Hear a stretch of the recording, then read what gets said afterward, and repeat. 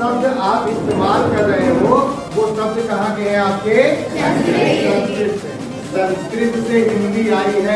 जिसको हिंदी आती है उसको संस्कृत नहीं आएगी, लेकिन जिसने संस्कृत पढ़ ली उसको हिंदी बहुत अच्छे से आ जाएगी। जिन्होंने ये दुनिया बना रखी है वो किसके पास रहते हैं?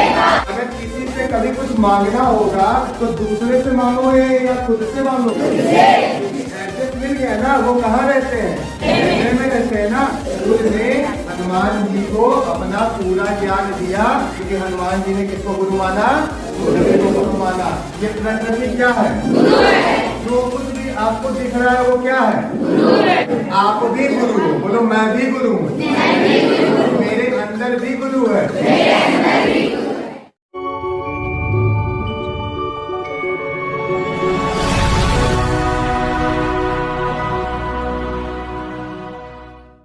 कर्पूर गौरम करुणावतारम संसार सारम भुजगेन्द्रहारम सदा वसंतम हृदयारविंदे भवम भवानी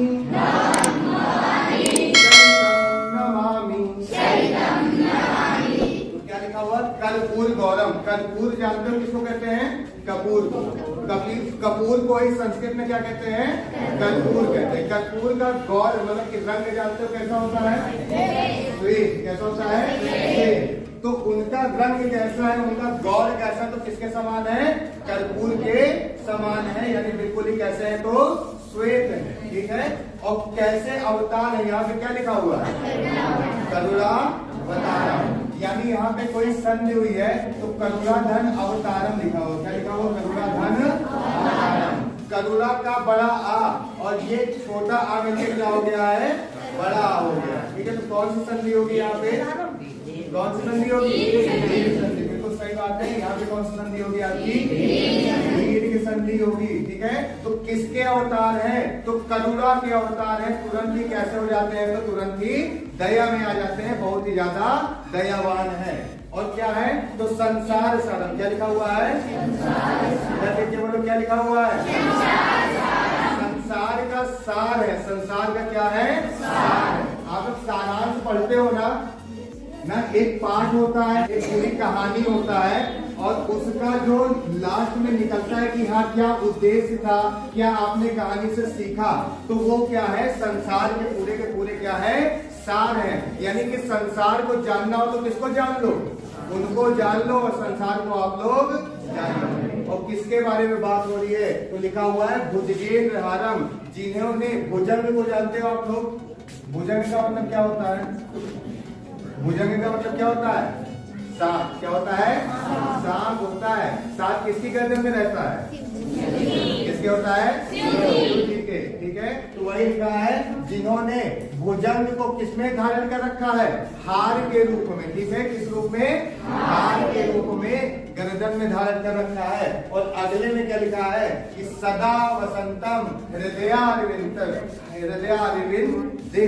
यानी सदा कहाँ बसते हैं, कहाँ रहते हैं? तो हृदय में। हृदय है सबके पास? तो अपना हृदय देखो है कि नहीं है? तो है। किधर होता है? इधर होता है कि इधर होता है? हाँ, सबको मिल गया ना। सब कहाँ रहते हैं?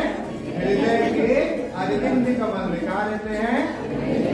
बोलो हृदय के अरविंद कमल में। यानी जिन्होंने ये दुनिया बना रखी है वो किसके पास रहते हैं? बोलो मेरे पास रहते हैं। किसके पास? मेरे पास। बोलो हम सबके पास रहते हैं। हम सबके पास रहते हैं। तो अगर किसी से कभी कुछ मांगना होगा तो दूसरे से मांगोगे या खुद से मांगोगे? दूसरे से। तो खुद से मांगेंगे। किससे मांगोगे? खुद से। क्योंकि एड्रेस मिल गया ना, वो कहाँ रहते हैं? हृदय में रहते हैं ना। और उनके पास तो सब कुछ है देने के लिए। राजा कौन है? वो है कि हम है? वो है ना। सारी संपत्ति किसके पास है? उनके पास कि हमारे पास? उनके पास। तो मांगोगे किससे? उनसे। और रहते कहाँ है? तो हृदय पे ध्यान देकर जब आप लोग कुछ मांगोगे तो वो आपको मिल जाएगा। ठीक है, हृदय पे ध्यान देना पड़ेगा। बोलो सदा वसंतम हृदयार विंदे। तो फिर आगे क्या लिखा है? भवम और यानी जो हुआ है। भवम का मतलब क्या? जो हुआ है। और भवानी का मतलब क्या? जिसके द्वारा हुआ है। एक भवम है और एक भवानी है। जो हुआ है उसको भवम कह रहे हैं, मतलब जो सब कुछ दिख रहा है ये क्या है? भवम है। और जिससे ये उत्पन्न हुआ है वो कौन है? भवानी। वही लिखा है भवम भवानी सहितम। ये भवम और भवानी दोनों को क्या कर रहे हैं हम लोग साथ में नमस्कार कर रहे हैं। और कहाँ रहते हैं? हृदय में रहते हैं। कैसे हैं? क्या धारण कर रखा है? चलिए ठीक है, बुझल के धारण कर रखा है। और संसार के क्या है? बोलो सार है। संसार के क्या है? सार है। और किसके अवतार है? क्या अवतार है? मतलब बहुत जल्दी ही प्रसन्न हो जाते हैं, बहुत जल्दी ही दया कर देते हैं। लाखों पाप करके, लाखों कष्ट करके आओगे तब भी एक बार भी आंसू बहा दोगे और आप लोग क्षमा कर दिए जाते हो। ठीक है, ये बात समझ पा रहे हो? नहीं समझ पा रहे हो? कोई दिक्कत नहीं है। ठीक है, तो किसके अवतार है? चंद्रमा का अवतार है। और कैसा रंग है उनका? कर्पूर। एक बार फिर से इसको बोलो, बोलो कर्पूर गौरम करुणावतारम संसार सारम भुजगेंद्र हारम सदा वसंतम हृदयार विंदे भवम भवानी सहितम नमामि। समझ में आया ये चीज? समझ में आया? अच्छा ये बताओ, जब श्लोक गा रहे हो तो कुछ अच्छा फील हो रहा है? कुछ शांति फील हो रही है? हाँ, कुछ उलझन तो नहीं हो रही है? देखो सारी उलझने दूर हो जाएंगी अगर आप लोग श्लोक का उच्चारण करो। गायत्री मंत्र आता आप लोगों को ना? गायत्री मंत्र का उच्चारण करो। बोलो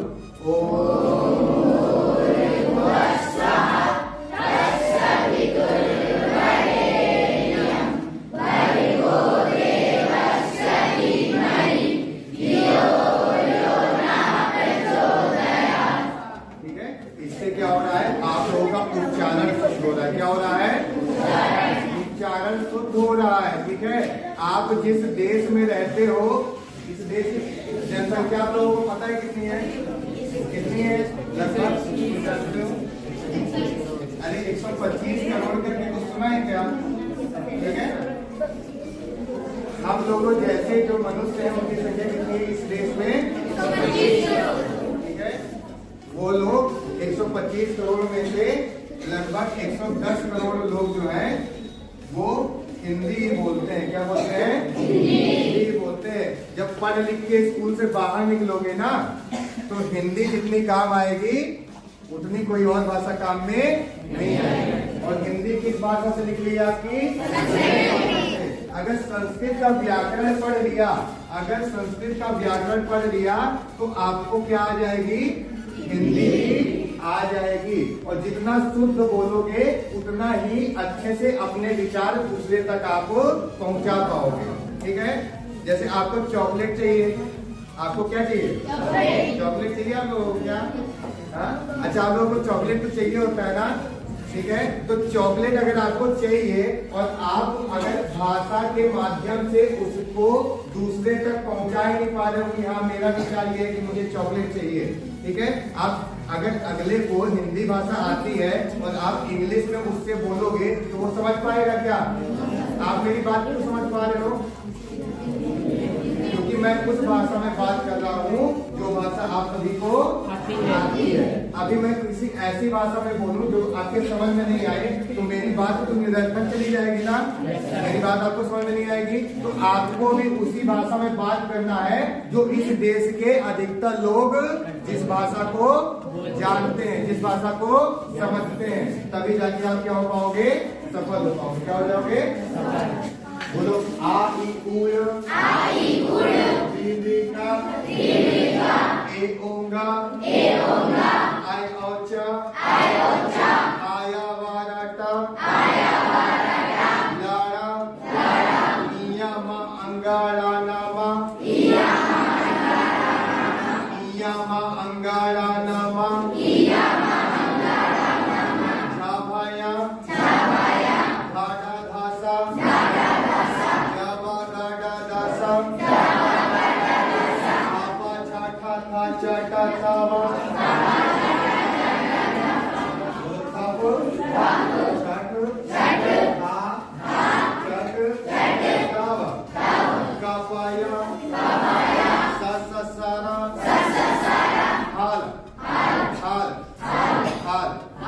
एक बार और पूजा सुन लो, कितने लोग बैठे हुए बताओ? मैं अकेला, तुम सब, तब भी ऊर्जा नहीं आ रही है। अच्छे से ऊर्जा से बोलना है, ठीक है? बोलो आयुर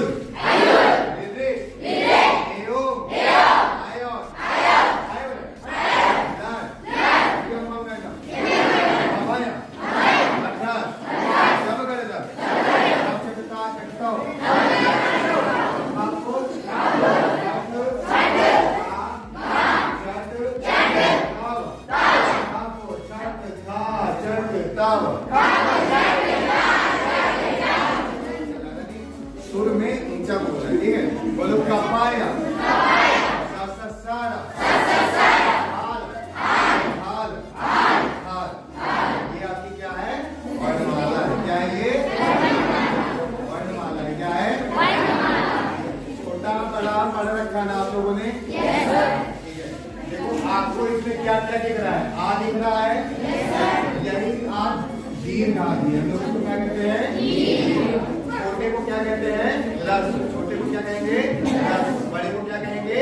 दीर्घ। छोटे को, बड़े को दीर्घ। ये कैसा आ है? रस आ है। कैसा आ है? रस। और ये कैसा आ है? दीर्घ आ है। ठीक है? ये छोटी भी आपकी हो गई और ये आपकी क्या हो गई? छोटा हो गया, ये आपकी री हो गई और ये आपका री हो गया। इसका प्रयोग जो है लौकिक संस्कृत में भी, इस संस्कृत में किया जाता है, वैदिक संस्कृत में किया जाता है। आपको अच्छा, ए ओ आई आओ को जानते हो ना? ये क्या है आपके? ये क्या है? बोलो संयुक्त स्वर है। क्या ये?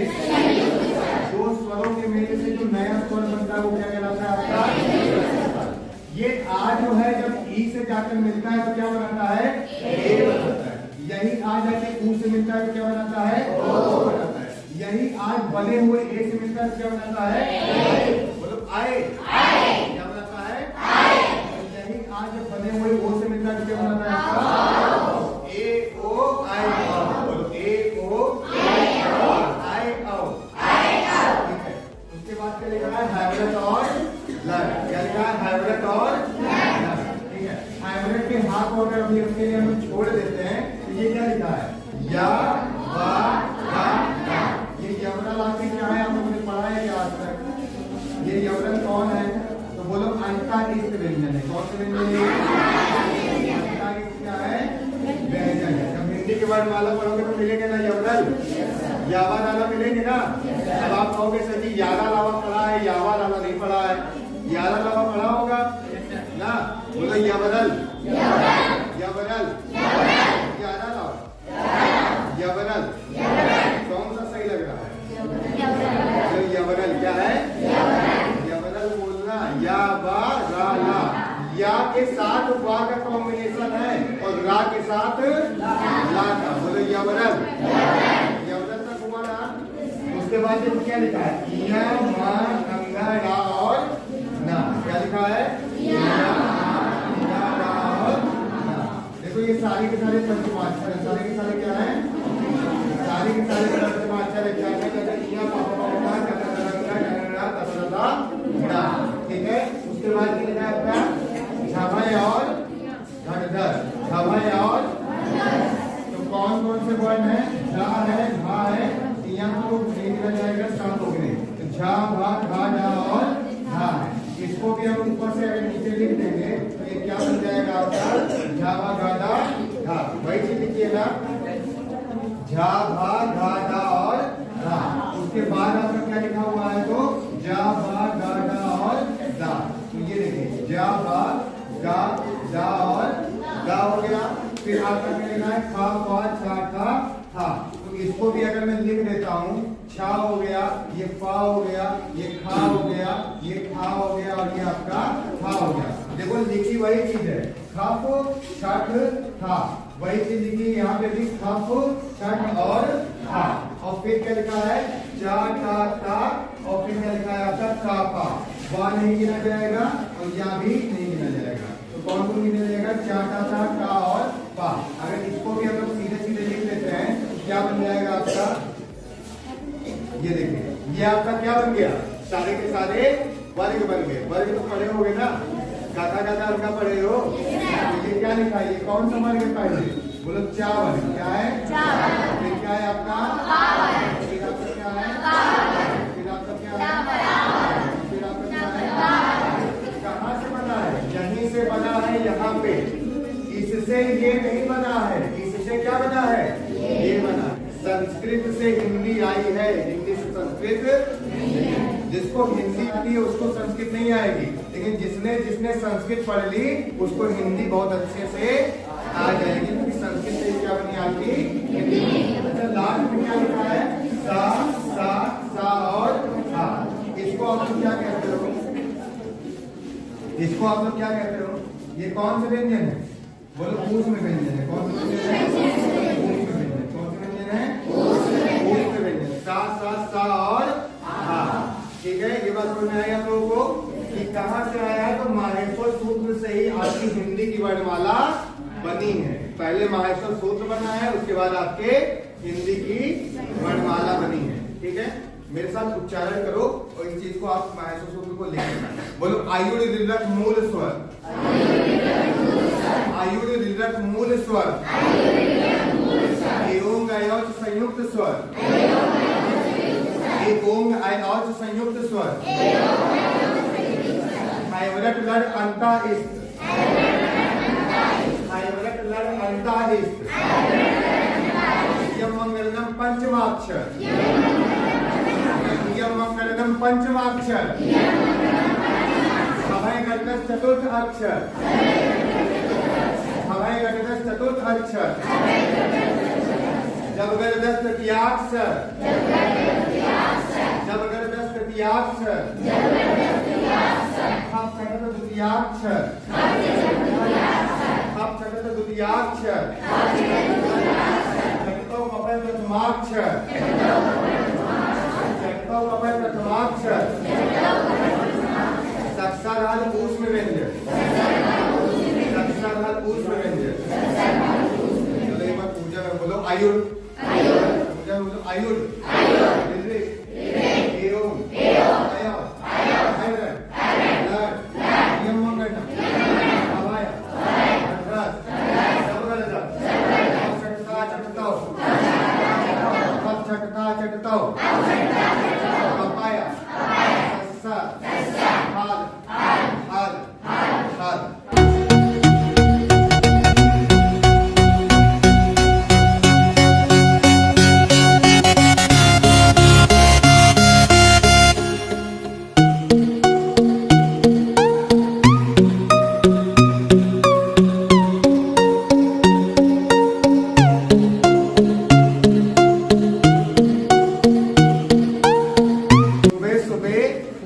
कौन करता है,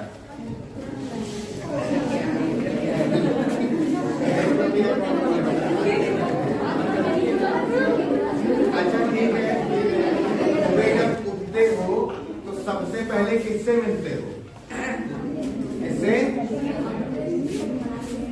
बोलो स्वयं से मिलते हैं। किससे मिलते हैं, कभी ऐसा हुआ कि उठे और खुद से ही ना मिले, हाँ ऐसा हो सकता है क्या, ऐसा हो सकता है नहीं। तो सबसे ज्यादा इंपॉर्टेंट कौन है, स्वयं।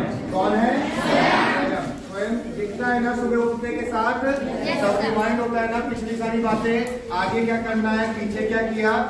ठीक है, तो जब भी सुबह सोकर उठोगे तो सबसे पहले 5 मिनट कुछ नहीं बोलोगे। कितने मिनट कुछ नहीं बोलोगे, 5 मिनट कुछ नहीं बोलोगे। ठीक है, तो करोगे क्या, कुछ नहीं बोलोगे तो करोगे क्या, बोलो 5 मिनट सिर्फ सुनेंगे, 5 मिनट सिर्फ क्या करेंगे, अब क्या सुनोगे, किसको सुनोगे, किसको सुनोगे, तो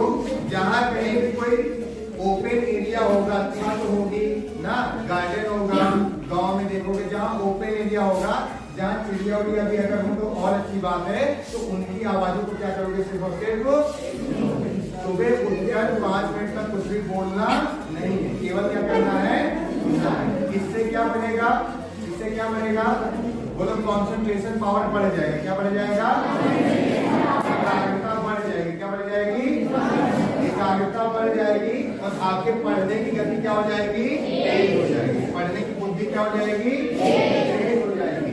दूसरी चीज ध्यान रखना, जब 5 मिनट से कुछ बोलोगे नहीं, सिर्फ सुनोगे, उसके अगले 5 मिनट क्या करोगे, तो अगले 5 मिनट आपको सभी चीजों का धन्यवाद देना है। क्या देना है, बोलो सभी चीजों को थैंक यू बोलना है। क्या देना है,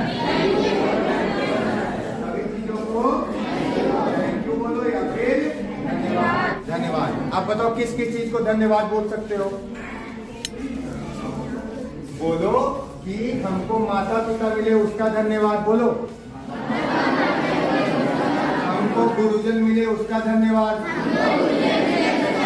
हमको सूर्य का प्रकाश मिल रहा है उसका धन्यवाद, हमको आंखें मिली उसका धन्यवाद, हमको दोनों हाथ मिले उसका धन्यवाद, हम पढ़ सकते हैं इसका धन्यवाद, हमको खाना मिलता है उसका धन्यवाद, पानी पीते हैं उसका धन्यवाद। छोटी से छोटी चीज के लिए आप धन्यवाद बोल दोगे, ठीक है।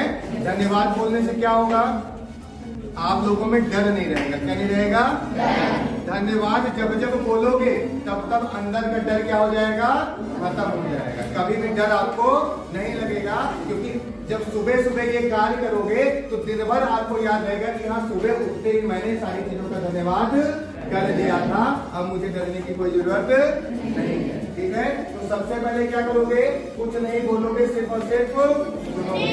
उसके बाद क्या करोगे, सभी चीजों का क्या करोगे, उसके बाद सुनो, उसके बाद क्या करोगे, तो 5 मिनट सिर्फ वो सोचना है जो तुम्हें बनना है, सिर्फ वो सोचना है जो तुम्हें बनना है, वो सोचना है जो तुम्हें बनना है। सबको कुछ न कुछ बनना होगा ना, कुछ तो होगा विचार में, क्या बनोगे बताओ। अच्छा देखो, बनाने वाला वो है, बनाने वाला वो है, वही बनाएगा आप लोगों को, लेकिन आपका विचार जो होगा, जो आपका विचार होगा बनने का, अगर आप उस विचार को सुबह सुबह सोचते हो तो वो चीज आपके जीवन में आना चालू हो जाती है, ठीक है। ज्यादा छोटे तो नहीं हो आप लोग इस बात के लिए, नहीं ना, ठीक है। तो सुबह सुबह आपको क्या करना है, वो सोचना है जो आपको बनना है। अच्छा, कितने लोगों ने सोच रखा है कि इनको डॉक्टर बनना है, हाँ बताओ। अच्छा, इंजीनियर वाले कितने लोग हैं, इंजीनियर होंगे क्या, है इंजीनियर है, ठीक है। वकील किसको किसको बनना है, वकील वाले। अच्छा, बिजनेसमैन किसको किसको बनना है, अच्छा टीचर टीचर टीचर गुरु किसको बनना है, टीचर टीचर किसको बनना है, टीचर किसको बनना है, हाँ। गुरु से बड़ा कोई नहीं, मतलब गुरु से बड़ा कोई नहीं, गुरु से बड़ा है ही नहीं कोई, ठीक है। सूर्य भी गुरु है, सूर्य भी क्या है, सूर्य ही सारा ज्ञान देता है। हनुमान जी को किसने ज्ञान दिया, सूर्य ने, ठीक है। सूर्य ने हनुमान जी को अपना पूरा ज्ञान दिया, क्योंकि हनुमान जी ने किसको गुरु माना, सूर्य को गुरु माना। ये प्रकृति क्या है, बोलो गुरु है, ये प्रकृति क्या है, गुरु है। जो कुछ भी आपको दिख रहा है वो क्या है, गुरु है, ठीक है। आप कोई सामान खरीदने जाते हो, किसी ठेले पे जाते हो, किसी दुकान पे जाते हो, वहाँ तो सीखते हो ना, सीखते हो ना, तो जो सिखाए वो गुरु है, बोलो जो सिखाए वो गुरु है, जो सिखाए वो गुरु है, सिखाए वो गुरु है, जो सिखाए वो गुरु है, ठीक है। तो यहाँ पे जितनी भी चीजें वो सारी की सारी क्या है, गुरु है। आप भी गुरु हो, बोलो मैं भी गुरु हूँ, मेरे अंदर भी गुरु है, जब भी आपको किसी प्रश्न का हल नहीं मिलेगा तो आप अगर खुद से पूछोगे तो आप स्वयं ही उसका जवाब दे जाओगे, ठीक है, क्योंकि आपके अंदर भी क्या है। अभी हम लोगों ने पढ़ा ना, सदा वसंतम हृदयारविंदे भावम भवानी सहितं नमामि। तो वो जो हृदय के अरविंद कमल में बैठे हुए हैं वो गुरु के साथ हैं। गुरु भी हम लोग के हृदय में निवास करते हैं। ये बात आप लोगों को समझ में आई? आप सबका बहुत बहुत आप लोग बहुत अच्छे हो। ताली बजाओ अपने लिए।